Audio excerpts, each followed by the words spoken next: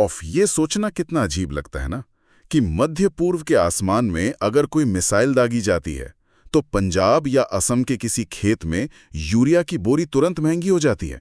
मतलब अक्सर हम इन वैश्विक खबरों को बस टीवी पर देखकर भूल जाते हैं। बिल्कुल, हम सोचते हैं कि वो तो किसी दूर देश की समस्या है, हमारा उससे क्या लेना देना। हाँ, लेकिन सच तो ये है कि दुनिया अब इतनी गहराई से जुड़ चुकी है कि हुर्मुज़ जलमार्ग का वो जो तनाव है ना, वो सीधा हमारी डाइनिंग टेबल तक पहुंच रहा है। तो सभी श्रोताओं का स्वागत है आज की इस विशेष गहन चर्चा में। और आज का हमारा मिशन बहुत ही स्पष्ट है। हमें ये समझना है कि कैसे ये पूरी भूराजनीति कोई किताबी बात नहीं है, बल्कि एक बहुत ही व्यावहारिक संकट है। बिल्कुल सही कहा। और आज हम 23 मार्च 2026 के कुछ बहुत ही बेहतरीन स्रोतों जैसे the Hindu, Dainik Jagran, business standard और जनसत्ता के लेखों और डेटा को एक साथ रखकर एक बड़ी तस्वीर समझने वाले हैं। हाँ, और हम सिर्फ बाहर की ही बात नहीं करेंगे। देश के भीतर जो डबल इंजन सरकार और संघवाद को लेकर जो नई बहस छिड़ी है, उस पर भी बात करेंगे। और आखिर पे बात घर की रसोई तक भी जाएगी कि समानता के असली मायने क्या हैं। लेकिन हाँ, चर्चा शुरू करने से पहले मैं श्रोताओं को एक बात बिल्कुल साफ कर दूं। हाँ, वो तटस्थता वाली बात। हाँ, बिल्कुल। देखिए, आज कई राजनीतिक और कूटनीतिक मुद्दे उठेंगे, लेकिन हमारा काम किसी भी पक्ष का समर्थन करना बिल्कुल नहीं है। हम केवल उन विचारों और डेटा का निष्पक्ष विश्लेषण करेंगे जो आज के हमारे स्रोतों में दिए गए हैं। सही कहा, हम बस एक आईना दिखा रहे हैं। तो चलिए सबसे पहले उस भू राजनीतिक बिसात से शुरू करते हैं। दैनिक जागरण में प्रदीप अलू ने और बिजनेस स्टैंडर्ड में शेखर गुप्ता के जो लेख हैं वो बहुत कुछ कहते हैं। मतलब मध्य पूर्व में अमेरिका, ईरान और इजराइल के बीच का जो तनाव है वो अब सिर्फ इन तीनों का मामला नहीं रह गया है ना? एकदम नहीं, ये तस्वीर अब कहीं ज्यादा उलझ गई है। देखिए, पृष्ठभूमि में रूस और चीन बहुत ही रणनीतिक तरीके से अपनी चालें चल रहे हैं। अमेरिका के प्रभाव को कम करने के लिए। बिल्कुल, वे अमेरिका को संतुलित करने के लिए ईरान को परोक्ष और प्रत्यक्ष दोनों तरह से समर्थन दे रहे हैं। यह एक तरह का नया शीत युद्ध है। सीधे लड़ने के बजाय प्रॉक्सी का इस्तेमाल हो रहा है। ओके, चलिए इसे थोड़ा विस्तार से समझते हैं। इस पूरी तस्वीर में भारत कहाँ खड़ा है?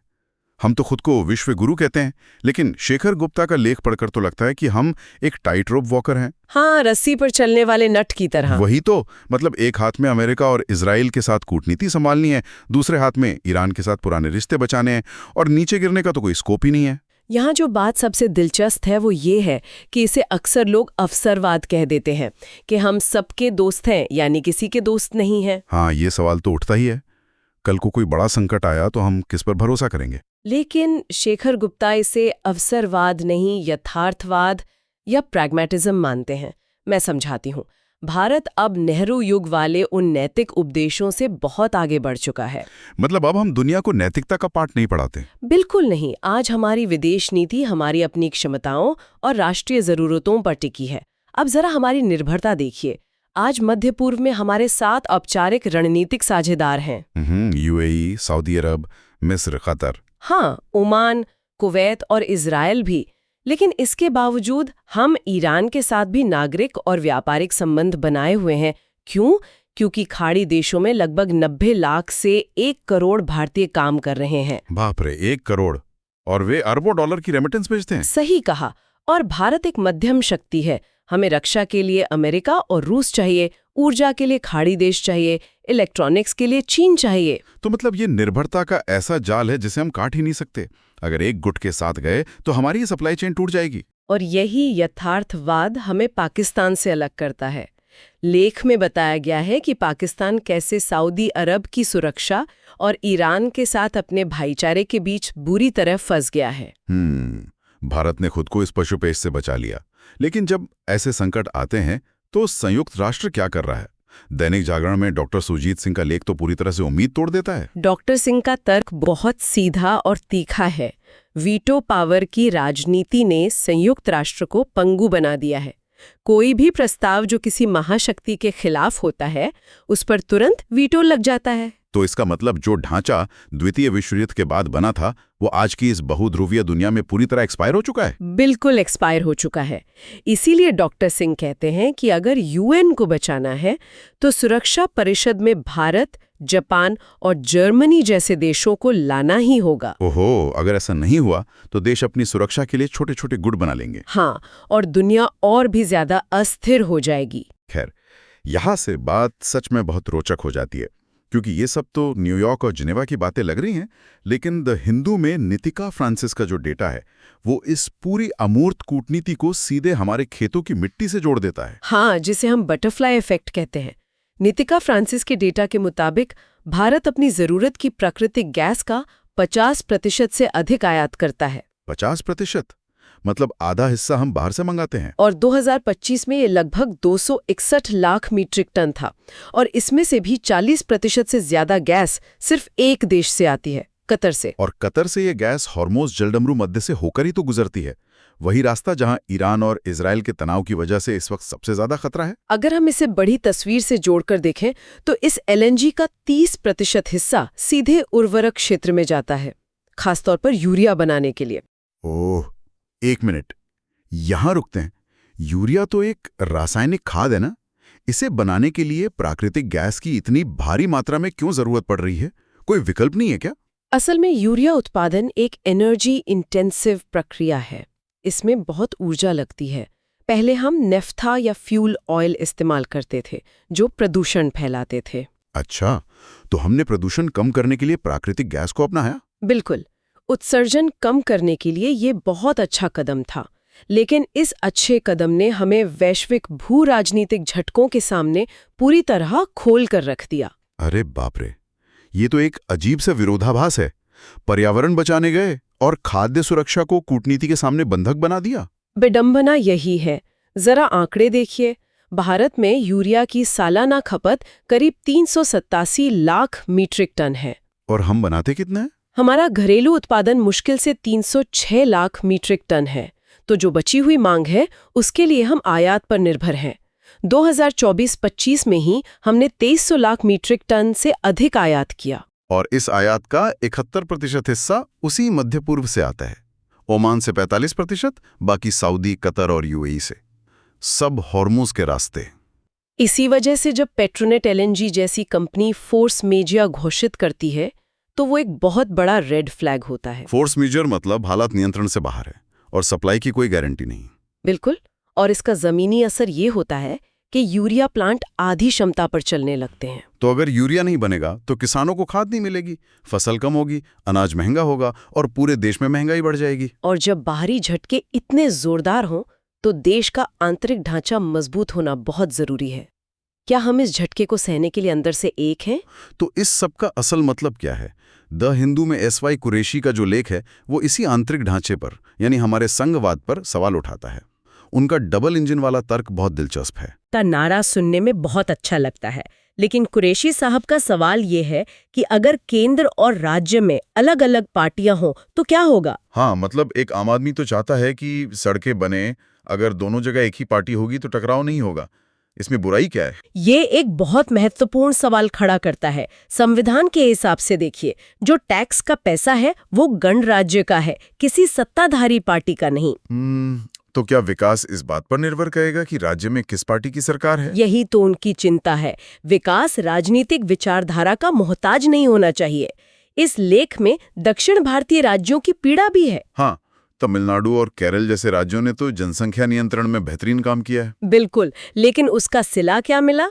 वित्त आयोग जब पैसों का बंटवारा करता है तो नई जनसंख्या के आधार पर करता है। मतलब जिन्होंने आबादी रोकी उन्हें कम पैसा मिला, ये तो अच्छा काम करने की सजा हुई। इसके अलावा केंद्र सरकार जो सेस और सरचार्ज लगाती है उससे राज्यों का हिस्सा और भी कम हो रहा है। सेस, एक आम श्रोता के लिए अगर बताएं तो सेस और सामान्य टैक्स में क्या फर्क है? देखिए, सामान्य टैक्स का एक बड़ा हिस्सा राज्यों के साथ बांटना अनिवार्य है, जिसे डिविजिबल पूल कहते हैं, लेकिन सेस का पूरा पैसा सीधे केंद्र की जेब में जाता है। अच्छा, तो राज्य इसलिए नाराज हैं कि केंद्र पैसा बढ़ा रहा है लेकिन राज्यों को उसमें से कुछ नहीं मिल रहा। और इसके ऊपर से राज्यपालों की भूमिका।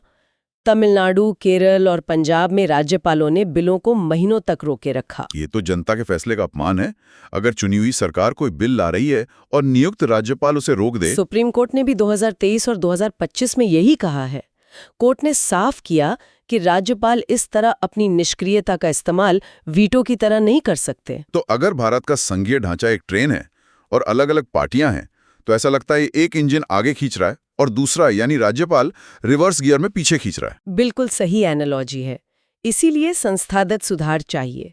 16वें वित्त आयोग की भूमिका अहम है और राज्यपालों के लिए बिल पास करने की समय सीमा जैसे 3 महीने तय होनी चाहिए। खैर, ये तो हुई देश के ढांचे की बात, लेकिन ये सत्ता का टकराव सिर्फ संसद और राजभवनों में नहीं हो रहा है। जनसत्ता का संपादकीय इस बहस को सीधे हमारे घर के लिविंग रूम और रसोई में ले आता है। ये सबसे जरूरी हिस्सा है। राष्ट्रों की राजनीति से निकलकर समाज की सबसे छोटी इकाई पर आना। असली समानता की शुरुआत घर से ही होती है। सुप्रीम कोर्ट की एक हालिया टिप्पणी पर यह लेख है। एक तलाक के मामले में कोर्ट ने कहा कि पत्नी एक जीवन संगिनी है, कोई घरेलू सहायिका या मेड नहीं। बहुत ही गहरी बात है ये। पारंपरिक रूप से घर का पूरा काम महिलाओं पर डाल दिया जाता है। ये बहुत दिलचस्प है। हम दुनिया भर में लोकतंत्र की बात करते हैं, अधिकारों पर भाषण देते हैं, लेकिन हमारे घरों की रसोई में अक्सर एक तरफा राज चलता है। एकदम। काम बांटना केवल समय बचाना नहीं है। जब एक पति रसोई में पत्नी का हाथ बटाता है तो वो उसकी गरिमा, उसके व्यक्तित्व और उसकी अस्मिता का सम्मान कर रहा होता है। और इसका असर बच्चों पर भी तो पड़ता होगा। बिल्कुल। अगली पीढ़ी न्याय और समानता की बातें किताबों से नहीं, घर के माहौल से सीखती है। जब वे माता पिता को मिलकर काम करते देखते हैं तो स्त्री पुरुष समानता का पाठ वहीं से शुरू हो जाता है। मतलब समानता का असली टेस्ट पेपर तो हमारे घर का किचन ही है। घर के छोटे छोटे काम ही एक बड़े समाज की नींव रखते हैं। यही इस चर्चा का सार है। शक्ति संतुलन और समानता, चाहे वो मध्य पूर्व में हो, यूएन में हो, देश के संघीय ढांचे में हो या हमारे घर में। आज हमने सच में एक बहुत लंबी और गहरी यात्रा तय की है। हमने देखा कि कैसे मध्य पूर्व का संकट भारत के खेतों को प्रभावित कर रहा है, कैसे हमारी कूटनीति अब यथार्थवादी हो गई है, और कैसे देश के भीतर और घर के भीतर शक्ति का सही बंटवारा होना जरूरी है। लेकिन जाने से पहले मैं श्रोताओं के लिए एक बहुत ही गहरा विचार छोड़ना चाहता हूँ। जरा इस पर गौर कीजिएगा।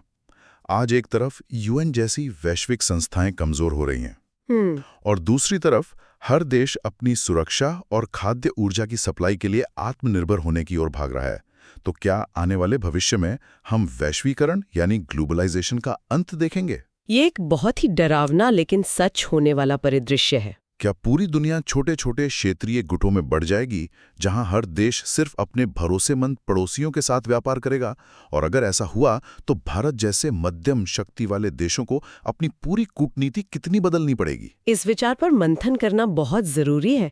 ये हमारे भविष्य की दिशा तय करेगा। बिल्कुल। इसी विचार के साथ हम आज की इस गहन चर्चा को यहीं समाप्त करते हैं। अपना समय देने के लिए और इन जटिल कड़ियों को हमारे साथ समझने के लिए आप सभी श्रोताओं का बहुत बहुत धन्यवाद। धन्यवाद।